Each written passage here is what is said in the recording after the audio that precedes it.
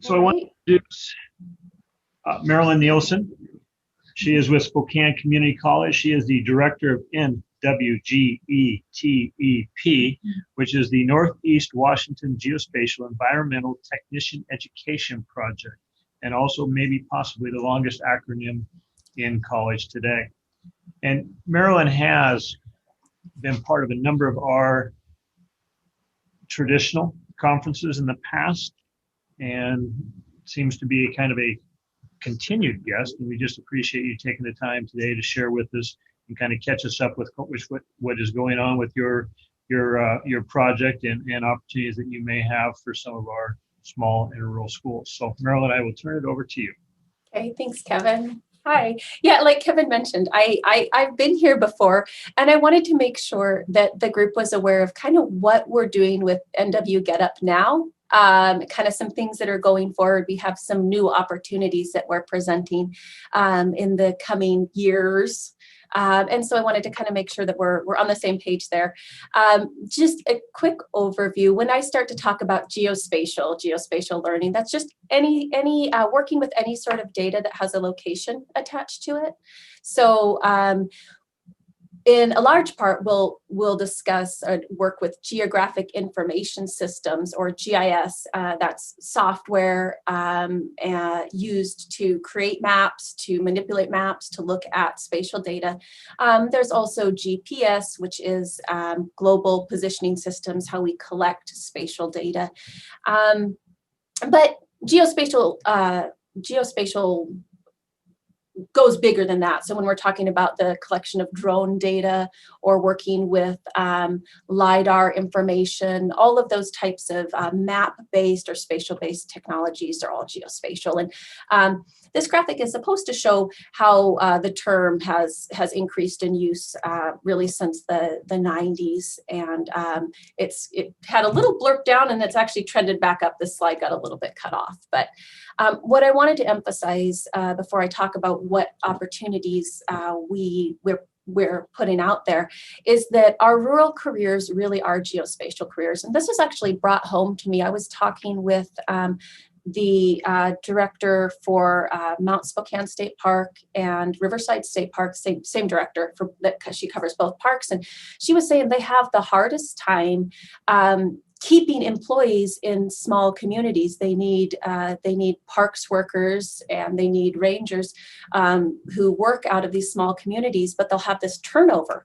And that kind of turnover, it's not beneficial for the park, because the more that you know the land base and the more you know what you're doing out there, the more effective you can be.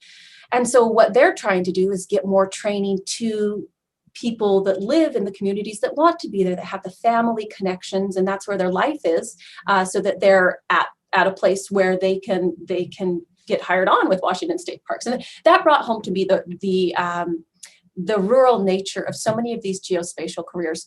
So when we think about, when this map here shows, this is the service district for the community colleges of Spokane, the area that we're tasked to educate, to work with.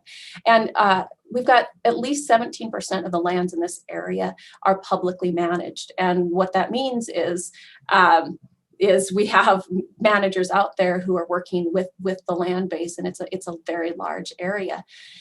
And whether you're looking at resource extraction, agriculture, all of those fields are going to have that geospatial component. You might be collecting the data out in the field, or you might be managing a large geospatial database and working with it. So when we're looking at things like the timber industry, we've got 6,000 forest industry jobs in northeastern Washington. That's about 30 million in annual wages. And then outdoor recreation is even larger, with about 15,000 jobs. And we're not even starting to dig into agriculture yet. When you look at the whole region to the south, the Palouse being the most productive wheat growing region in the world, right? And so these geospatial careers are not, they're not headquartered in Seattle. They're not even really headquartered in Spokane. We have a smattering in Spokane, but it's really when you get into these outlying communities, that's where those jobs are. And so I think it's particularly important to to expose students in rural areas to this type of education, to these career pathways. And so one of the things that we offer here at SCC through NW Get Up is career exploration. And so every year we have our Environmental Sciences High School Career Day. And what we've done for the last couple years and what we'll be doing ongoing is we really try to highlight the geospatial nature of some of these environmental science careers. And so we bring students out, we do hands-on stations, we cater a lunch, have speakers. It's kind of a fun day. This year, a little sad, we can't have folks on campus right now. That's kind of the way things are working. And so I've tried to cover the gamut and reach out via email to folks in our learning area. And what we are putting together now is like a virtual career day where we're pulling together materials to send out to the schools, whether they're meeting in class or meeting online. We're trying to provide materials that would work for some career exploration in a classroom setting or an online classroom setting. So we're kind of pulling that together. If you have not received an email from me and you would like to stay in the loop and get those materials for your teachers, please contact me. I'll make sure that I think my email should be in some of the conference materials. If it's not, I can put it into the chat later. We also have a website and we have materials for teachers, career exploration materials. We've got some videos and brochures up there. So if counselors or teachers want to kind of talk through some of these things and have some resources there. We also have pre-made lessons with a geospatial component to complement curriculum, and those are also posted on the website, and kind of just give you a feeling for some of them. This particular lesson up here is looking at air quality and some of the effects that land management might indirectly have on air quality. We're looking at some of the fire data. And so this is like the instructor's guide. Up on the website, we also have a workbook, worksheets for students, and we have some printed out maps that students can work with. We also have some links to maps that don't require, that you know how to use GIS. It's just an online map that you can click on and click around. So our lessons don't require that a teacher have some high level of technical knowledge. The idea is that we're exposing students to looking at a map, looking how we can look at land use on a map, how that might correlate to some things we're seeing. And we have worked to map all of our lessons to the learning standards. So that teachers can more easily incorporate them into the work that they're doing, and tried to kind of make them just like cut and dried. So we have several of these lessons up on the website. So those are available. We've also been doing this past summer, actually, a little bit more one-on-one support. So the last couple years I've talked to the Rural Alliance, I've been, come on teachers, join our workshops. Come on teachers, join our workshops. And we put on geospatial workshops for teachers in 2019 and 2020. And now what we're doing is we took those workshop teachers and we split into mentoring groups, and we're like, hey, what can we do to help you in your classroom? And so each of us, there's Dave, Aaron, and I are the faculty here that work with NW Get Up, and each of us have a few teachers, and we're working with them. And so to develop some classroom materials to support their work. So this is an example of a map I built with one of our teachers, and kind of explore around this map, or we can just click into. So this teacher requested, they wanted to look at dams in the Columbia Basin, and in particular, the way that Grand Coulee Dam has affected communities, the inundation by Grand Coulee Dam. And so this teacher teaches a gamut of classes, from a 6th grade geography class up to upper level science, technology, art, and math classes. And so this kind of a clickable map might be best for like the 6th grade class. So we created this map where you can pinpoint Grand Coulee Dam, and you can click on the communities that were effective and get a little bit of information on those, a little bit of information on the watersheds each is within. And the map is customizable, so you can look at, a student could look at different legend layers if they don't want to see the inundated towns. The teacher could use this in a presentation as well, where you bring a piece in and you're talking through the students, or the students could be exploring the map on their own.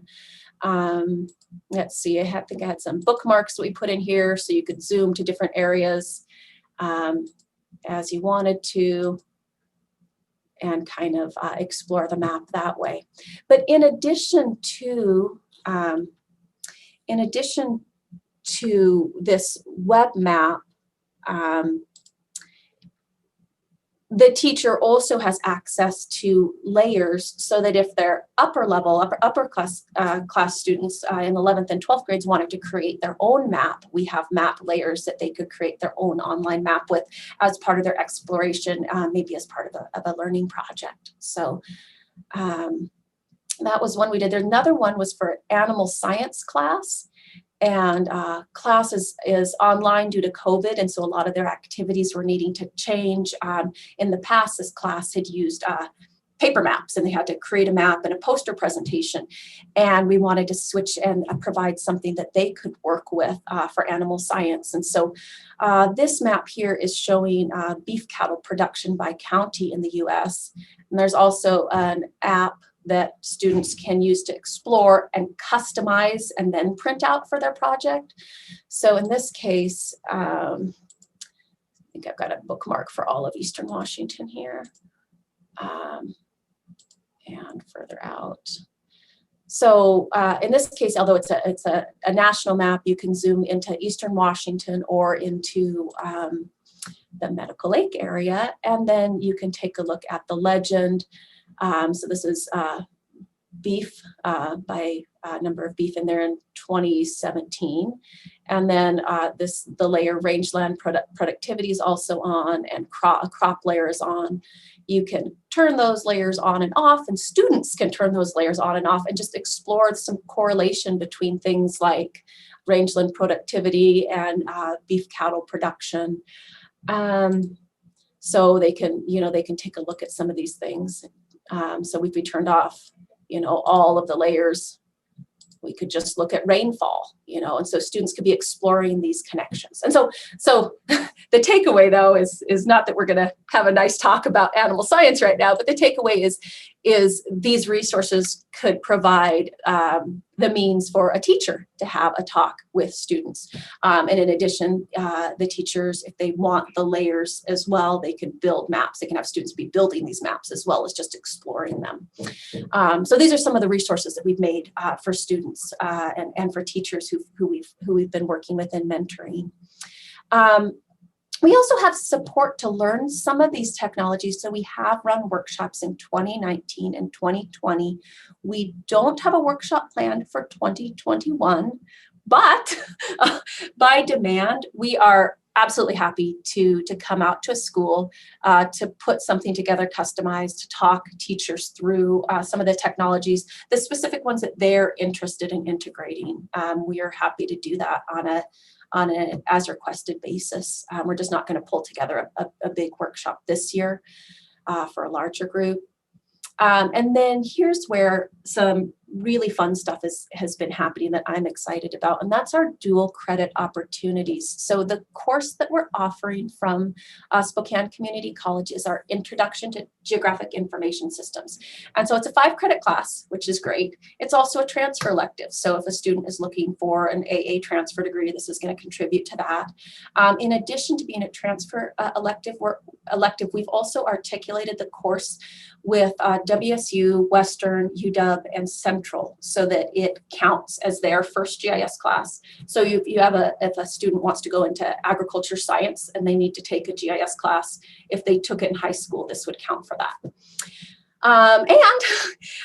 Because we're a career tech program here. I teach in a career tech program, and so this, although it is a 5-credit transfer class, it absolutely comes right into our career tech program. So this covers our first introduction to GIS class, which is used by our ag tech program, our natural resources program, and our water science program. For those 2-year professional degrees, we're covered there. So kind of reaching out to multiple student groups. A positive thing too is I certainly hope that all of our students choose to further their education, either at a technical school or a 4-year university. If they don't, if they take this class, they fall through the tracks, this is a great, or if they wait a while to go back to school, this is a great resume bullet point, for students who might go straight into the workforce before they do some more school. So we have traditional Running Start.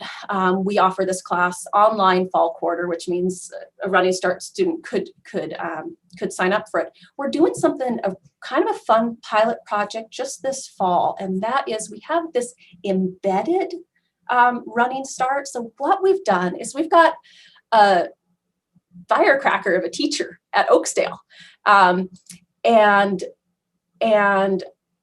what we're doing is about 2 weeks before the school year started, just kind of zoom in on Oakesdale here. He approached us and said, "Hey, we've had a class we were planning to offer, and it had to go on the drawing board for another year. Can we do something with GIS? Can I do something with and put together a new class?" And I was like, "Sure, yeah, we can do that. We teach GIS fall quarter." So what he's doing, he's got a year-long course. It's an environmental science course at Oakesdale. A year-long course.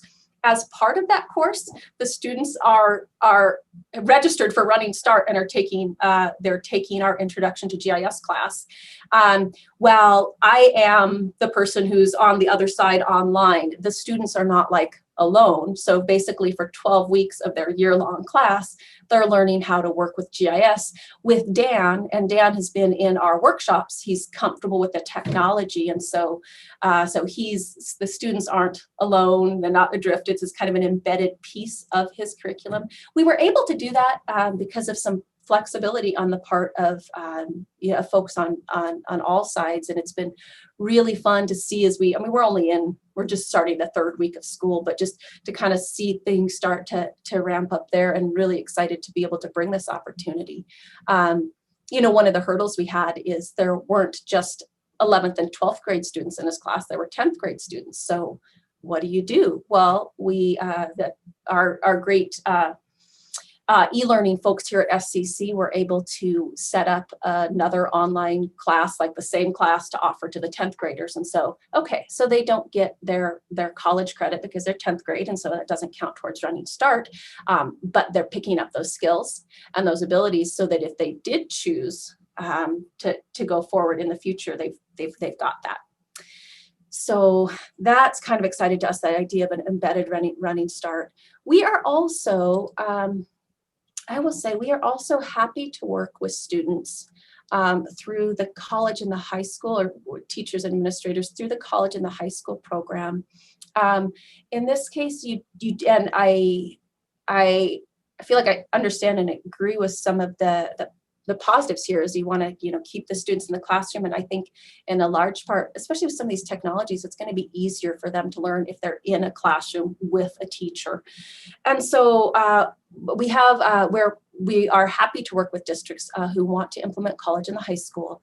The requirements, however, are the high school teacher needs to have a master's degree in a related field. So a master's degree in anything environmental science, anything geology, really anything kind of sciencey, geography, and we'd work with the teacher there. So yeah, absolutely get a hold of me if you think you've got a teacher and you'd like to do college in the high school. Jessica Dempsey and I, we can work with you in that. So here's where our students, so I'm teaching in the Natural Resources Environmental Science program here at SCC, and our students that get that geospatial training, they absolutely go to rural careers. So big chunks of our students will go to work for the Forest Service in our region, the U.S. Geological Survey, so they're doing the water measurements on all of our regional streams. Mostly our students graduated. Idaho Department of Lands, the BLM. We have students that go to work for the Confederated Tribes of the Colville Reservation, Washington State Parks, Lincoln County Conservation District. We know we've got at least one student there right now, and more places. So these are careers, and they're based in rural locations where a lot of our students want to live with their families, with their community, with a place that they know and love. So this work is through an SF grant, and we are, we're entering the third year of our grant, and we are planning, we will be continuing with NW Get Up into the future and beyond. So we're going to continue with our high school career days, with our mentoring, and with our dual credit opportunities. So this is something that's not going away, and we are excited to continue to work with rural schools and provide these opportunities to our students. So I can open things up for questions now. I'm happy to answer any questions. I'll see if I can find the chat here and put my email in it as well. You could tell her emails in the agenda as well. Marilyn, we also have your email on our agenda also. Oh, do you? Okay, then I won't worry too much about that. Yeah.